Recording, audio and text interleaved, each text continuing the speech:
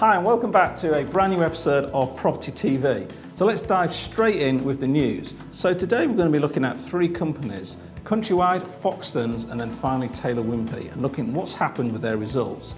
So let's look at Countrywide and Foxtons first. So if you've invested in these companies, unfortunately it's not going to be a good year for you.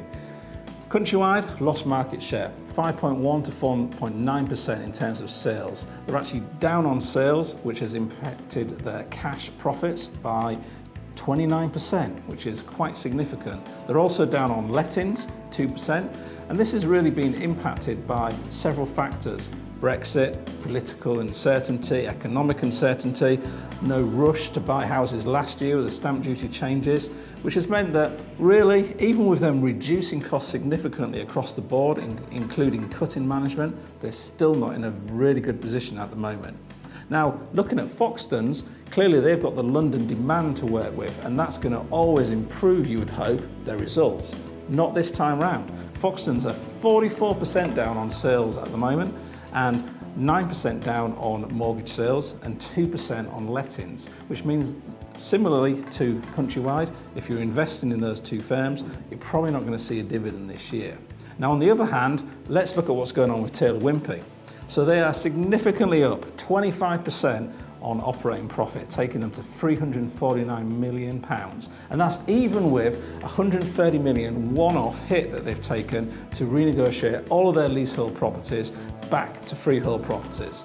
Now, they're selling about 6,580 properties, and they've seen an increase of 6% on those property prices, which gives them an average sales price of £253,000. People that are invested in Taylor Wimpey, you're going to see a nice healthy return this year, and they're going to pay out a better than expected dividend, giving them a total yield of 8%. So house builders, good place to be right now. National letting agents and sales agents, not so good at the moment.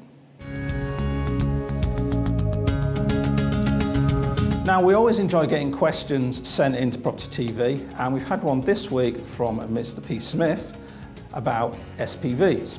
So the first place to start is, why are people now buying in limited companies versus your personal name? And this all comes down to Clause 24 of the Finance Act, which has started this year and will roll through to 2020, where effectively the interest relief you can take from a mortgage is dissipating, and effectively you will be paying on both your turnover of properties in terms of rental plus the mortgage. So most investors are going to see a huge increase in their taxes. Limited companies come in several different versions, and the typical route through which most investors are going is an S.P.V.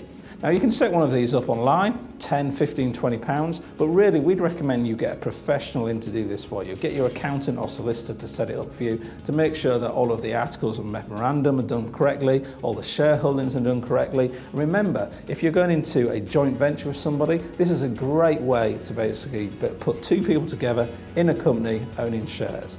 You can also buy up to £4.5 million worth of property in just one S.P.V. So an S.P.V. can go a long way to helping you out if you wish to purchase property at the moment. This is the route that most investors are going down.